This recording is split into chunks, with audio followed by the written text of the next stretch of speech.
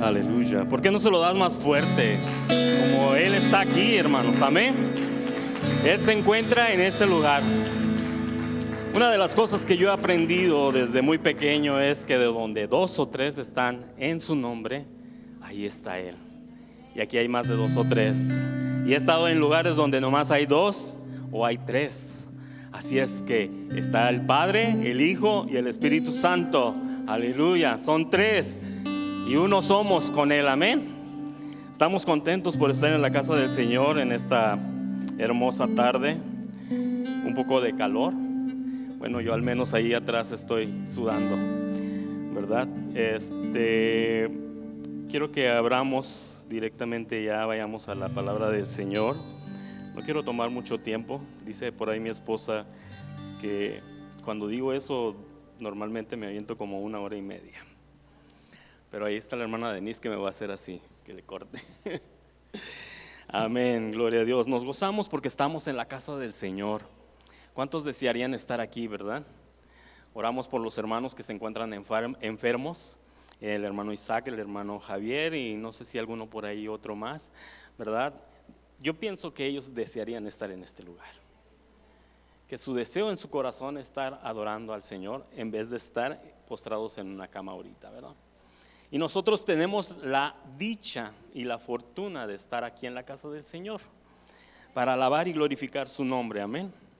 Vamos al libro de segunda epístola de Timoteo, capítulo 2, del versículo 1 hasta el versículo 7. Segunda epístola de Timoteo, capítulo 2, versículo del 1 hasta el 7. Cuando lo encuentren pueden indicar con un amén. O si quiere echar un brinquito o levantar su mano y decir amén. Gloria a Dios. Damos señal de que estamos vivos. Amén. ¿Ya lo tienen ahí, hermanos? Dice la palabra del Señor en el nombre del Padre, del Hijo y del Espíritu Santo. Tú pues, hijo mío, esfuérzate en la gracia que es en Cristo Jesús. Lo que has oído de mí ante muchos testigos, esto encarga a hombres fieles que sean idóneos para enseñar también a otros. Tú pues sufre penalidades como buen soldado de Jesucristo. Ninguno que milita se enreda en los negocios de la vida a fin de agradar a aquel que lo tomó por soldado. Y también el que lucha como atleta no es coronado, sino lucha legítimamente. El labrador, para participar de los frutos, debe trabajar primero. Considera lo que digo y el Señor te dé entendimiento en todo. Oremos. Padre Celestial, en esta hora te damos la honra y la gloria primeramente a ti, porque tú nos das la oportunidad, Señor, de estar aquí en tu casa, para alabar y glorificar tu nombre, pero también para escuchar tu palabra, Señor. Tu palabra que es bendita, tu palabra, Señor, que edifica nuestras vidas, que llena nuestros corazones, que sacia nuestra boca de esa sed, Señor, que está, Señor, cada día sedienta, Señor, de ti, de tu presencia, de tu Espíritu Santo. En esta hora, Señor, yo te ruego que tú hables a través de mí, Señor. Yo solamente soy un vaso, Señor, escogido por ti, Señor, en esta hora. Y deseo, Señor, aleluya, que tu palabra sea predicada y que llegue a los corazones, Señor, de tal manera que haga, Señor, haga algo, Señor, cambie algo, Señor, de lo que tú quieres cambiar, Señor. En esta hora, Señor, quita toda palabra vana, toda palabra ociosa de mi boca, Señor, y que solamente sea tu palabra, Señor, la que edifique nuestras vidas, como ha edificado, Señor, mi vida, Señor, al estar estudiando tu palabra, Señor, para traer este mensaje. Padre, gracias, Señor, porque has hablado a mi corazón, porque has hablado a mi vida y porque sé que vas a hablar, Señor, a cada uno de mis hermanos, los que están aquí presentes como los que están allá a través de esa cámara, Señor. A ti te damos la honra y la gloria, Señor, por siempre y para siempre. Amén, amén. Pueden tomar sus asientos, hermanos. Discípulos de Jesucristo somos, amén. somos discípulos, aleluya. Durante estas semanas, hermanos, hemos estado los jueves en un discipulado que está trayendo nuestro pastor y dice hashtag somos la iglesia, amén. Lo recordamos, lo hemos oído, lo hemos estudiado, hemos escrito, hemos hecho anotaciones. Y el día que el pastor me hizo la invitación, inmediatamente veníamos subiendo aquí el freeway, creo que es el 805, y veníamos ya para llegar aquí a la iglesia, y fue cuando me pidió que predicara este día. Y en ese mismo instante, como algo, más bien algo divino, este versículo que acabamos de leer, de segunda de Timoteo, que ahorita lo vamos a volver a leer, llegó a mi mente inmediatamente y a mi corazón. Y no se me podía olvidar, y estuvimos aquí en el servicio y no se me podía olvidar. Yo le decía, Señor, ¿quieres hablar a mi vida primero? Pues está bien, porque si no hablas a mi vida, pues en vano, ¿verdad?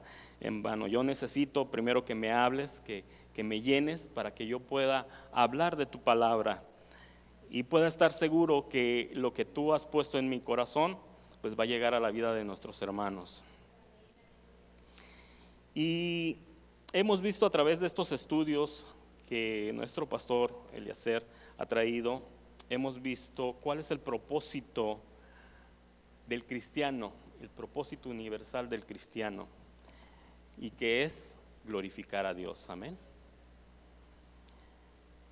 Pero también es importante que nosotros entendamos que cuando venimos a la casa del Señor y estamos en un discipulado o estamos en una predicación o en un sermón,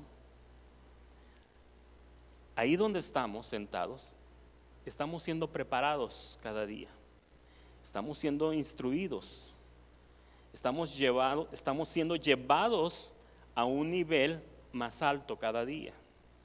Es un crecimiento. Nosotros vemos a los niños pequeños cuando recién nacen, lo primero que les dan es leche materna. Y conforme van creciendo los niños, van alimentándose un poquito más. Primero empiezan posiblemente con 1 onza o 2 onzas, después 3, después 4. Después ya no es una mamila, ya son 3 mamilas. Y cada vez va aumentando.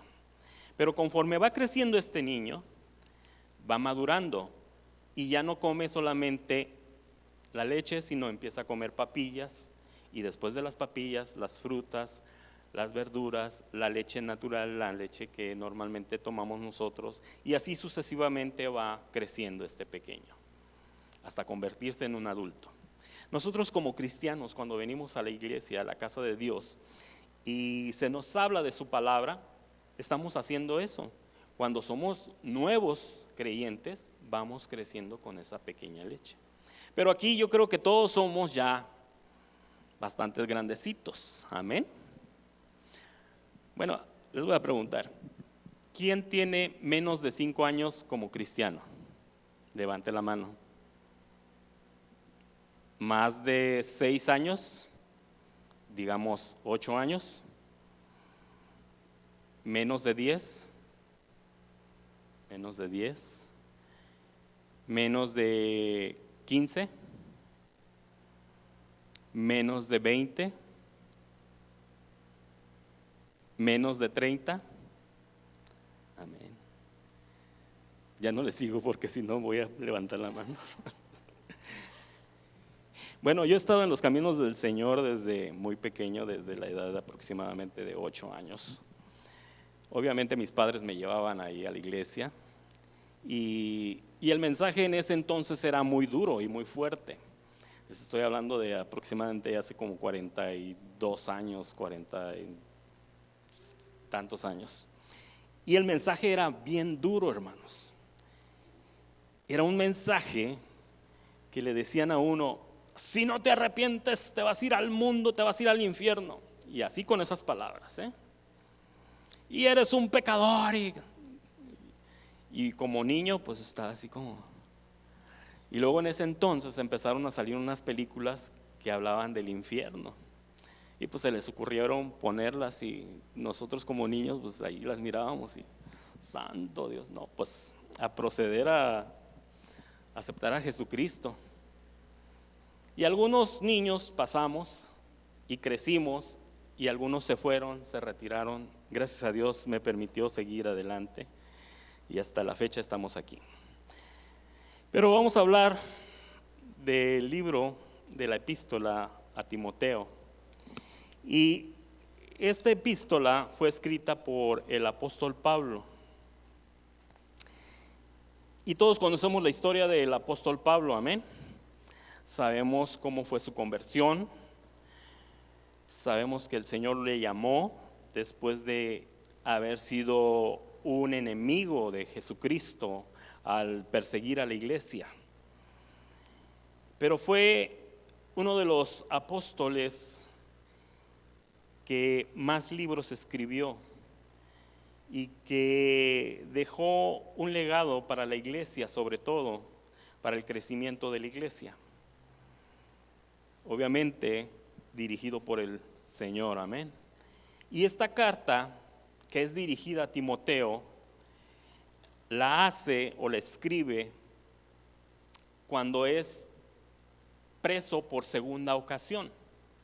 En la primera ocasión estuvo preso en un lugar que él había rentado y que tenía la facilidad de que sus amigos, sus hermanos en Cristo lo podían visitar. Pero en esta segunda ocasión no era lo mismo. Estaba en un calabozo donde no podían llegar fácilmente los amigos. Así que el apóstol Pablo se encontraba ahí por segunda ocasión preso.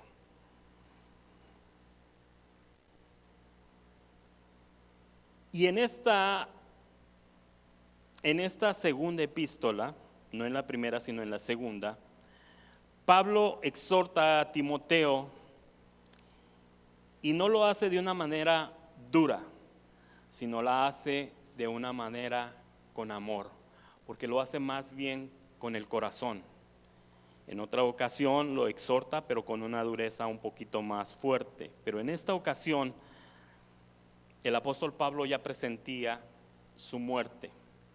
Y entonces habla con Timoteo y le escribe y le dice: tú pues, hijo mío, esfuérzate en la gracia que es en Cristo Jesús.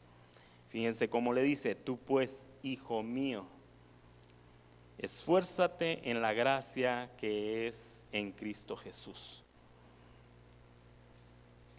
Esta carta fue escrita alrededor del año 66, entre el 66 y 67 después de Cristo. Y el tema de esta carta es la dedicación al ministerio. Así es que ponga atención, la dedicación al ministerio, de lo que vamos a hablar también. Podemos ver con este simple versículo el amor de Pablo hacia Timoteo. ¿Y por qué? Pues porque era su discípulo, porque fue su discípulo. Y en esta ocasión, Pablo trata de motivar el corazón de Timoteo, de motivarlo a no desmayar, a no vencerse. Timoteo, un joven, el cual ya venía instruido por su abuela y por su madre. Sabemos que él ya conocía de la fe en Cristo. Y le dice: esfuérzate en la gracia, segunda Timoteo 2:1, que es lo que acabamos de leer.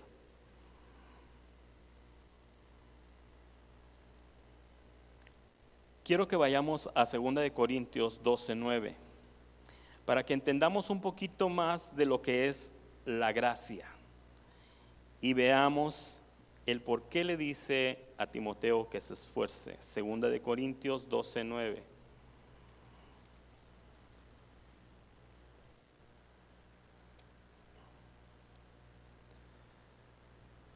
¿Ya lo tienen ahí, hermanos? Ok. Déjenme encontrarlo porque aquí está. Dice así: Y me ha dicho, bástate mi gracia, porque mi poder se perfecciona en la debilidad. Por tanto, de buena gana me gloriaré más bien en mis debilidades, para que repose sobre mí el poder de Cristo. Cuando Pablo le habla a Timoteo y le dice que se esfuerce en la gracia del Señor, no le está diciendo que se esfuerce en el conocimiento que él tiene. No le está diciendo que se esfuerce en lo que sabe hacer. Le está diciendo que se esfuerce en la gracia, en sus debilidades. Muchas veces y en muchas ocasiones, cuando servimos a Dios, estamos pensando y decimos, es que tengo que hacerlo bien, es que tengo que hacer, tengo que aprender, tengo que esforzar. Sí, hermano, sí tenemos que esforzarnos, sí tenemos que estudiar, pero tenemos que depender de Dios. No es en base a nuestro conocimiento, no es en base a nuestra fuerza, no, porque cuando nosotros queremos resaltar nuestro conocimiento y nuestras aptitudes, es cuando el Señor nos humilla. Pero cuando nosotros nos humillamos y dejamos que Dios, que el Espíritu Santo haga lo que tiene que hacer, que hable lo que tenga que hablar, que haga lo que tenga que hacer, entonces es cuando el Señor nos levanta. El hombre hoy en día piensa que con fuerza puede obligar a la gente a convertirse. Nosotros no vamos a convertir a las personas. Nuestro trabajo es ir y llevarles las buenas nuevas, el evangelio de salvación. Ese es nuestro trabajo, esa es nuestra labor. Dios toca su corazón, Él es el que va a hacer la obra, nosotros no. Me ha tocado muchos hermanos que han dicho, es que hermano, no quieren, ya he ido 20 veces, 50 veces y el Señor me sigue diciendo, sigue otra vez, sigue otra vez, sigue otra vez. Y es lo que tenemos que hacer. Aunque nosotros nos cansemos, Dios tiene su tiempo para cada quien. He escuchado muchos testimonios de madres que han estado orando por años por sus hijos. Y Dios en su tiempo los ha alcanzado. Y los ha alcanzado y son predicadores que andan evangelizando en todas partes y que andan trayendo gente a los caminos del Señor. Pero es la perseverancia, hermanos, la gracia de Dios, es el regalo de Dios, amén. Dice Efesios 2:8, dice, porque por gracia sois salvos por medio de la fe, y esto no es de vosotros, pues es un don de Dios. No es por nuestras obras, no es porque ayudemos a la gente, no, es un regalo de Dios la salvación. Lo que hacemos nosotros cuando venimos y nos humillamos y nos entregamos y empezamos a servir al Señor, debemos de hacerlo con toda humildad, con todo deseo de trabajar para el Señor. Cuando yo empecé a tocar la batería, hermanos, yo me esforzaba y todavía me sigo esforzando. Y yo decía hace un par de años, no, pues yo ya hasta aquí ya llegué, ya no le voy a dar más, ya lo que aprendí, lo aprendí. Y qué equivocado estaba. Llego aquí y me ponen a trabajar más. Y que ahora hay que escuchar con metrónomo y con el tiempo. Ustedes quizás no saben, pero nosotros cuando estamos escuchando, lo que escuchamos es un clic que hace tic, tic, tic, tic, y es el ritmo que debemos de llevar. Y también tenemos que escuchar a los demás que están tocando y a los que están cantando. Y también tenemos que escuchar lo que estamos tocando nosotros. Y tenemos que ir en los tiempos. Entonces, para mí eso era como que, sabes que es bien difícil para mí. Ya a mis 55 años y estar tratando de empezar con esto cuando debí de haberlo hecho hace como 30 años atrás, pues se me hace muy difícil. Pero a veces digo, Señor, yo me voy a gozar en ti. y voy a dejar que tú me guíes a través de esa sensación que es la música para alabar y glorificarte. Y de repente empiezo a sentir y luego ya empiezo a sentir el clic y ya empiezo, ok, ya, mucho mejor. Entonces, cuando hagamos las cosas, hermanos, hay que hacerlas para el Señor, con humildad, no con nuestro... A veces decimos, es que para servir en la obra del Señor se necesita mucho dinero. Sí, sí se necesita mucho dinero, hermanos. Pero también lo primero que se necesita es un corazón dispuesto. Dios es el Rey, el dueño del oro y de la plata. Él no necesita nuestro dinero, pero nosotros lo ofrecemos porque hemos recibido de parte de Él. Amén. Entonces Timoteo tiene que esforzarse en la gracia como discípulo del apóstol Pablo y de Jesucristo. Amén. Y nosotros es obvio que también tenemos que esforzarnos en la gracia del Señor Jesús. Un evangelio sin alteración. Segunda de Timoteo 2:2 dice lo siguiente: lo que has oído de mí ante muchos testigos, esto encarga a hombres fieles que sean idóneos para enseñar también a otros. Pablo establece una norma para la preservación y la transmisión del evangelio. La doctrina del evangelio apostólico ha de ser pasada a las nuevas generaciones sin añadiduras ni alteraciones. Pablo aquí le está diciendo, instruye, enseña, porque lo que has oído, lo que yo te he enseñado de la palabra de Dios, así tiene que pasar el evangelio, sin que le quitemos ninguna letra, ninguna coma, ningún punto, nada, sino un evangelio puro y sin mancha. Y esto es lo que estaba motivando Pablo a Timoteo, porque obviamente Pablo sabía que en la iglesia había algunas dificultades y algunas personas que estaban tratando de distorsionar el evangelio. Segunda de Timoteo 1:13 dice: retén la forma de las sanas palabras que de mí oíste en la fe y amor que es en Cristo Jesús. Retén la forma de las sanas palabras que de mí oíste. Pablo nos exhorta a que nosotros sigamos la sana doctrina. ¿Y cómo podemos seguir la sana doctrina? Pues obviamente al venir a la casa del Señor, obviamente al estar en los estudios que se presentan aquí en la iglesia, obviamente escudriñando nuestra escritura.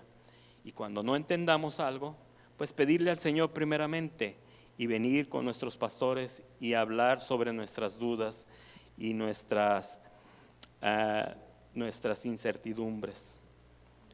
Un buen soldado de Jesucristo, segunda de Timoteo 2:3, del versículo 3 al versículo 6, y también después leeremos el versículo 7, dice lo siguiente: tú pues sufre penalidades como buen soldado de Jesucristo.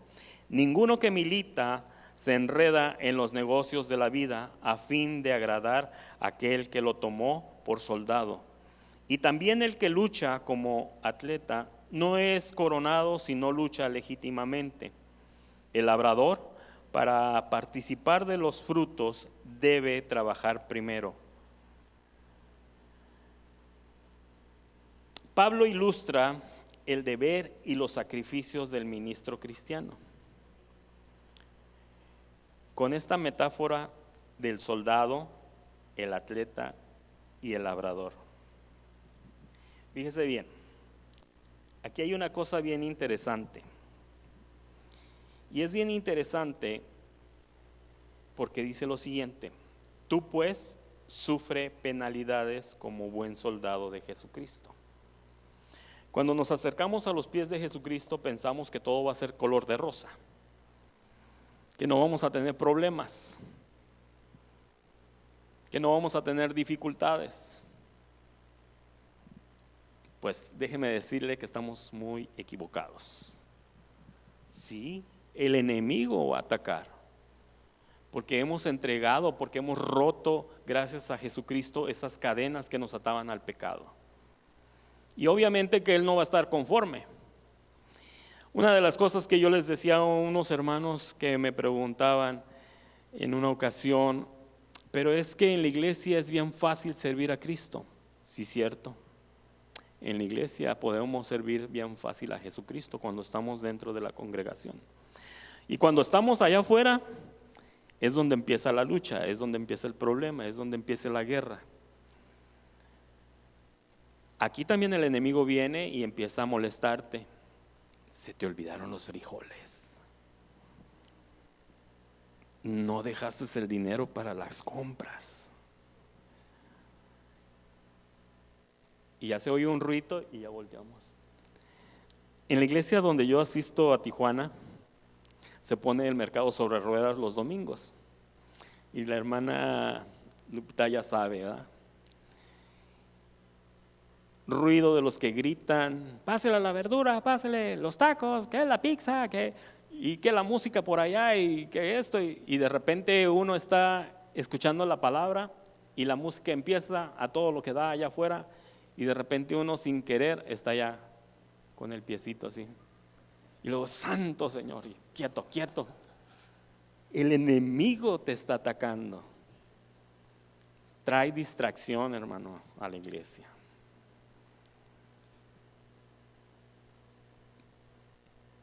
Pablo le dice a Timoteo, sufre penalidades. Y como les decía, el enemigo nos trae problemas, dificultades, pero ¿cuántos de nosotros hemos sufrido por Jesucristo? ¿A cuántos nos han escupido cuando les entregamos un folleto a alguien? O nos han insultado y nos han dicho hasta de lo que nos vamos a morir. Sufre por Jesucristo. Eso es, hermanos. No, los problemas, eso no tiene nada que ver. Sufrí por el nombre de Jesucristo. Mire, cuando yo estaba chiquillo y estaba en la escuela, pues había gente que en la escuela sabía que éramos cristianos. Y yo ahí en la primaria conocí a mi esposa, la que hoy es mi esposa.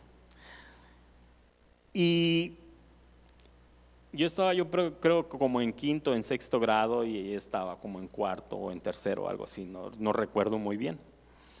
Pero yo recuerdo que ella nos gritaba, porque ni nos conocíamos. Yo la había mirado ahí en la escuela y nos gritaba, mendigos aleluyas. Y después de mucho le dije, mira, te viniste a casar con el mendigo aleluya.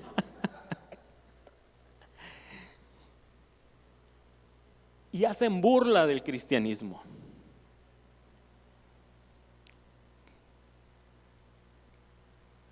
Y esto también le pasó a los pastores, por ahí supe. Las esposas del pastor Eliezer y del pastor Junior también les gritaban así, aleluyas esto, aleluyas aquello, y se casaron con los aleluyas.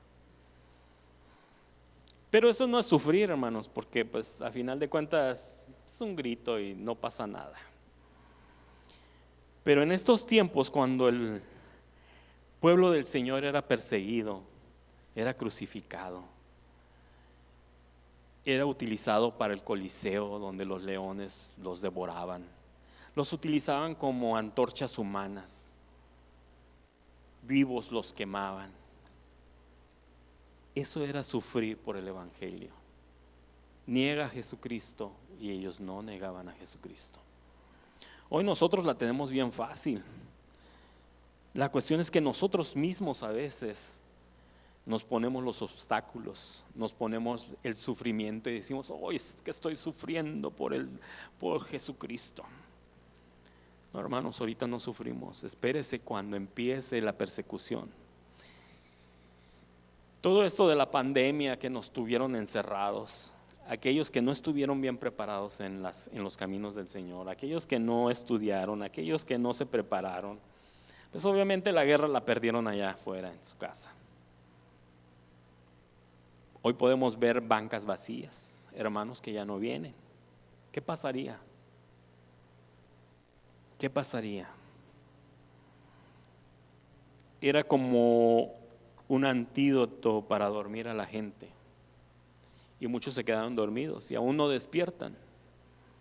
Yo sé que hay otros que sí están viendo las transmisiones, y como decía nuestra hermana Denise, no es lo mismo venir a la casa del Señor que ver la transmisión. No es lo mismo, hermanos.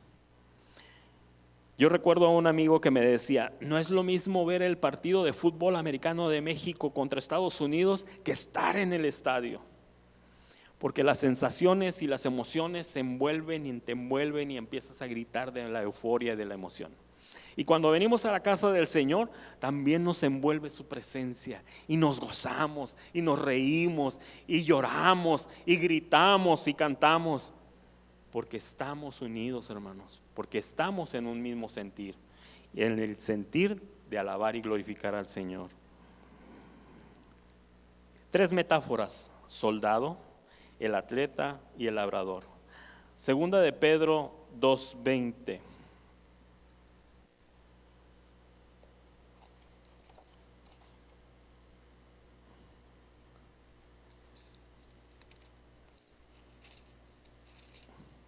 Mire lo que dice Segunda de Pedro 2:20. Dice: ciertamente, si habiéndose ellos escapado de las contaminaciones del mundo por el conocimiento del Señor y Salvador Jesucristo, enredándose otra vez en ellas, son vencidos, su postrer estado viene a ser peor que el primero.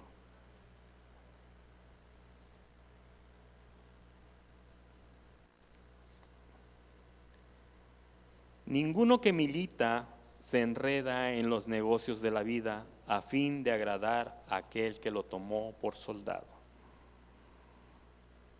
No podemos enredarnos nuevamente en las cosas del mundo, hermanos. No podemos permitir que el mundo nos quiera agarrar y envolver en sus telarañas, porque poco a poco se va enfriando uno cuando empieza a decir: hoy no voy a la iglesia, mañana tampoco, mañana no veo la transmisión, bueno, ahora sí, no, ahora no voy a la iglesia. Mire, el servir al Señor no es por sentimiento, no es si me siento bien, voy. Si no me siento bien, no voy. Si me siento contento, voy. No, hermanos. Un soldado no deja de ser soldado. Un soldado entra a la milicia y tiene que permanecer, a menos de que sea un prófugo, un desertor. ¿Y qué es lo que les pasa a los desertores? Bueno, en México dicen que los fusilan, pero no es cierto, ¿verdad? Pero sí los detienen. En Estados Unidos no sé qué pase, pero un soldado no puede desertar, no puede abandonar su trinchera. Está ahí para dar su vida, está ahí para dar hasta la última gota. Nosotros estamos aquí para dar nuestra vida en servicio al Señor, hermanos, para servir al Señor en lo que Él nos ha puesto. A cada uno nos ha dado algo, hermano. No piense que a usted no le ha dado nada. A cada uno nos ha dado algo. Somos parte del cuerpo de Cristo, y cada uno tiene una función distinta. Unos son parte de la mano, otros son parte del pie, otros son parte del cuello, otros son parte de los brazos, pero cada uno tiene un propósito. Si usted se lastima un dedito chiquito, hasta arriba se siente. Si a usted le cortan un dedo del pie, puede hasta tambalearse, hermanos, Se lo digo porque a mi mamá le cortaron, tenía diabetes ella, y le cortaron un dedo y sentía que se iba para un lado. Cada uno de nuestros dedos de nuestros pies nos sirven para algo. Cada uno de nuestros dedos de nuestras manos nos sirven para algo. Las uñas nos sirven para algo. Si no, luego no se alcanza y no se puede rascar, ¿verdad? Nos sirven. Cada uno de nosotros servimos. Fuimos escogidos por el Señor para ser útiles en sus manos. Amén. Solo es necesario que nosotros digamos: Señor, aquí estoy. ¿Qué quieres que yo haga? Si es recoger la ofrenda, si es limpiar las bancas, si es predicar, todo lo podemos, Señor, en el nombre del Señor, hermanos. Todo lo puedo en Cristo que me fortalece. No es por mis fuerzas, no es por mi conocimiento, es porque Jesucristo reina en nosotros. Amén. Dice que el atleta también dice, otra metáfora que utilizó Pablo aquí, dice: y también el que lucha como atleta no es coronado, sino lucha legítimamente. Primera de Corintios 9:25.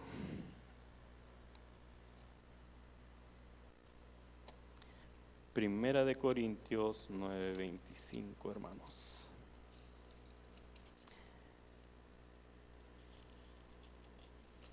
Dice lo siguiente. Dice: todo aquel que lucha, de todo se abstiene. Ellos a la verdad para recibir una corona corruptible, pero nosotros una incorruptible.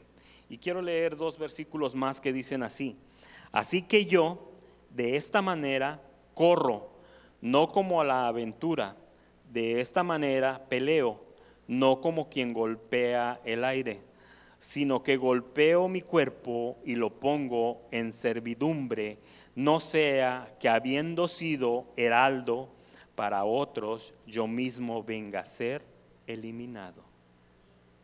Mire qué tremendo. No voy a ser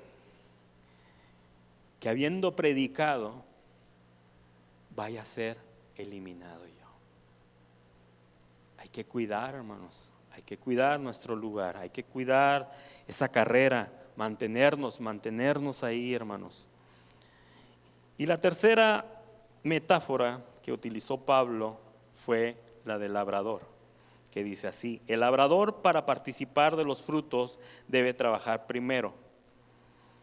Dice: el labrador debe primero arar la tierra para después cosechar el fruto. El que labora esforzadamente en el campo del Señor recibirá una recompensa apropiada. No es en vano, hermano, no es en vano servir al Señor. No es en vano predicar la palabra del Señor. No es en vano el venir a la casa del Señor. Nada es en vano. Dios tiene una recompensa para cada uno de nosotros. Siempre, siempre. Puede ser hoy, puede ser mañana o puede ser allá en el cielo. Y la más esperada es en la morada que Él tiene para cada uno de nosotros, donde nada es corruptible. Hace algunos años atrás tenía algunas deudas muy fuertes, precisamente con el SAT o el que recauda los impuestos. Y el día que pude juntar el dinero, ir a pagar, llegué a la ventanilla y le dije al cajero: vengo a pagar esta multa y esta deuda que tengo. En ese entonces, ya hace muchos años, eran aproximadamente como 27,000 pesos, que para mí pues era muchísimo dinero. Y recuerdo que le doy el requerimiento y empieza a teclear el joven y me dice: no, ¿sabes qué? No son 27,000, por un día que te tardaste ya son 29,000 pesos. Y empiezo a buscarme en la bolsa y pues no, ya no traigo más. Y le digo: ¿sabes qué? Pues no te lo voy a pagar, no traigo dinero, era todo lo que traía. El contador me dijo que era esto y esa era la cantidad que le habían dado. Y ese dinero no era totalmente mío con el que iba a pagar, me habían prestado una parte. El caso es, hermanos, que yo me fui, conseguí el resto del dinero, fui con el contador y le dije, ¿sabes qué? Te voy a dejar el dinero porque yo la verdad pues no quiero ir ya. La verdad estoy frustrado. Y me fui a mi casa, pasó un día, pasó otro, llegó el lunes porque pasó el fin de semana y me habla el contador, oye, ¿sabes qué? Necesito que te vengas. Y se me vino toda la sangre para abajo, dije, ya va a ser más dinero, Señor. Y llegué ahí y le dije, ¿qué pasó? ¿Qué? ¿Por qué tanta premura? ¿Por qué tanta insistencia en que viniera? Dice, oh no, pues es que te voy a dar el cambio de lo que sobró del pago. Y yo dije, ¿a poco sobró? Pues si no, que eran 29,000 y feria. Dice, no, sí te sobró. Y empezó a contar, 1, 2, 3, 4, 5, 6, hasta 29,000. Todo el dinero que yo le había dado me lo volvió a regresar. Y le dije, ¿qué pasó? ¿No pagaste o qué? Dice, no, dice, me dijeron que ya estaba pagado. Me dije, ¿cómo que ya estaba pagado? Sí, me dijeron que ya estaba pagado. Y yo me quedé, pero ¿no se habrá acá equivocado el cajero? Y no, dice, porque si se hubiera equivocado el cajero, le hacen un corte y se hubieran dado cuenta que era tu cuenta la que no estaba pagada. Pero no tengo el recibo. Pues eso mismo le dije y el muchacho me selló de pagado y todo. Y ya, aquí está el comprobante que pagaste. ¿Quién pagó, hermanos? Dios pagó. Dios pagó, hermanos. Dios no se queda con nada, hermanos. Dios siempre te regresa lo doble. Tú pones tu esfuerzo y Él pone su Espíritu Santo sobre ti y te va a usar. Pero es necesario que lo hagamos con humildad, que nos esforcemos en la gracia del Señor. El propósito de estudiar la palabra de Dios es que como ministros o líderes que seamos capaces de llevar el evangelio sin ninguna alteración, así como es. Jesucristo es el Salvador y yo soy testigo porque Él me cambió. Póngase de pie, hermano. Padre Celestial, te doy gracias por la oportunidad que nos das, Señor, de poder escuchar tu palabra, de poder predicar, Señor, y de poder entender, Señor, que tú nos has dado un llamado. A cada uno nos has llamado con un propósito a tu casa, para servir, Señor, para llevar tu evangelio, para exponerlo, Señor, a aquellos que tienen hambre y sed de justicia, aquellos que están sedientos de ti, Señor, que aún sin saberlo están encadenados en el pecado. Dios, nos has puesto con un propósito. Yo te ruego, Señor, que en nuestros corazones, Señor, se avive el fuego que has puesto en nosotros, como Timoteo, Señor. Aviva el fuego del don que está en ti, Señor. Aviva el fuego del don que has puesto en cada uno de nosotros, Señor. Deseamos servirte, Señor, y decirte, heme aquí, Señor, envíame a mí. Heme aquí, Señor, envíame a mí. Yo estoy dispuesto, Señor. Gracias, Padre. Gracias, mi Señor, por tu palabra. Amén.